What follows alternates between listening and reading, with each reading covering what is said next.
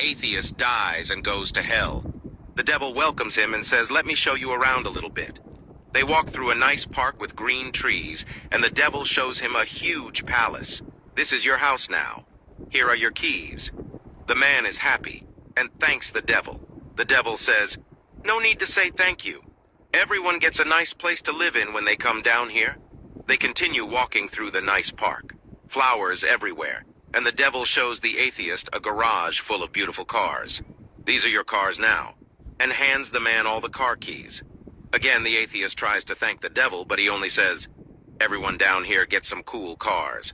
How would you drive around without having cars?" They walk on, and the area gets even nicer. There are birds chirping, squirrels running around, kittens everywhere. They arrive at a fountain where the most beautiful woman the atheist has ever seen sits on a bench.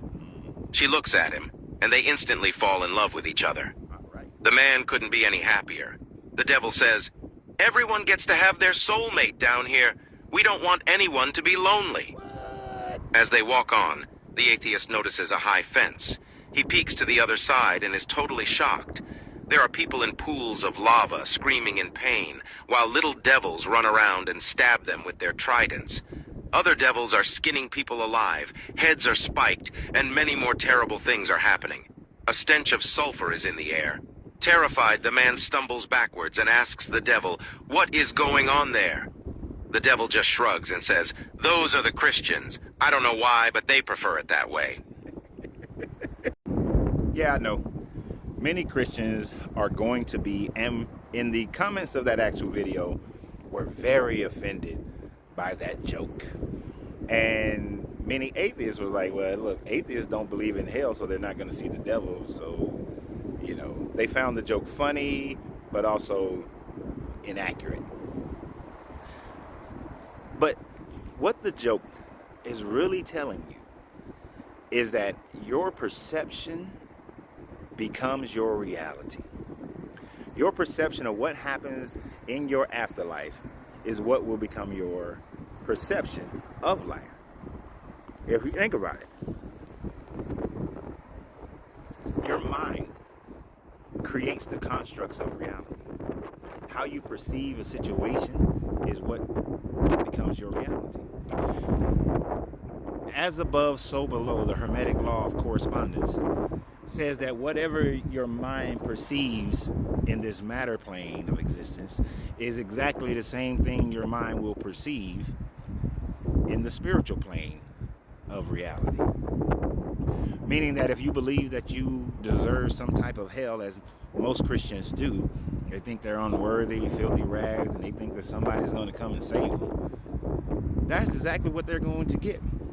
But how many of them really believe that someone is going to come save them? How many of them really, truly, deep in the recesses of their mind, believe that there is some type of salvation that is going to happen, that they're worthy of the death of the blood death of that their Jesus made?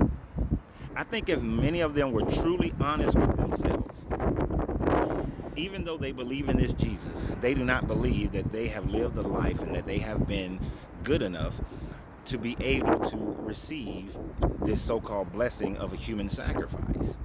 I think many of them still don't believe they deserve Jesus. They say it all the time. I don't deserve the sacrifice that Jesus made. I'm not deserving of him, but I believe in him, and because of him I'm going to heaven. But because you have that doubt of belief in your worthiness of it, you're on the other side of the fence. That actually will become your reality. I actually feel bad for many people who are Christians because they don't realize that that's the reality that they're going to manifest for themselves in this afterlife, that they are truly unworthy, and that little seed of doubt in the back of their brain is going to overwhelm them. When you look at Christian teachings, it tells them that if you have this, and me and John was talking about this, that if you have the faith of a mustard seed, you can take the mountain and move the mountain. But I want you to really think about what it's saying here. It's not saying that all you need is the faith of a mustard seed, but really more sarcastically saying you don't even have enough faith of a mustard seed.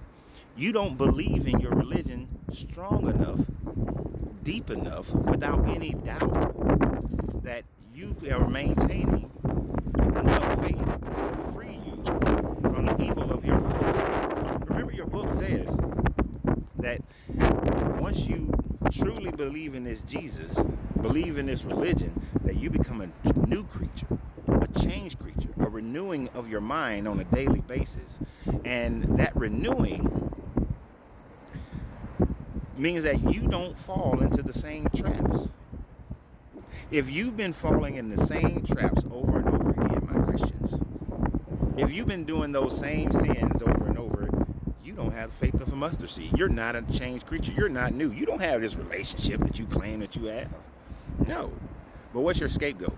Paul had a thorn in his side that he could never overcome, and Jesus' grace was enough.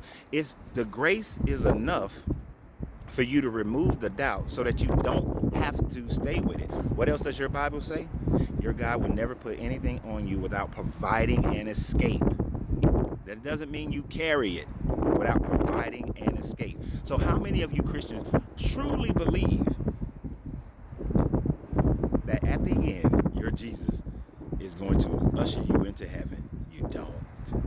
You don't. And I'm not trying to condemn you, but if you're going to believe in this, you might want to work on that. You might want to get to a state of being where there is no fear, there is no anxiety, there is no guilt nor shame, that you truly understand what love is, that you speak the truth of yourself and know the truth of yourself, that your eyes become open, your eye becomes open, so that you can see how the universe actually functions and you can release all your earthly attachments. Until such things happen, your ass is going to the hell that you create. So you have a great day. Remember always, you got to free yourself to be yourself, because your greatness is non-negotiable. Good journey, good vibrations.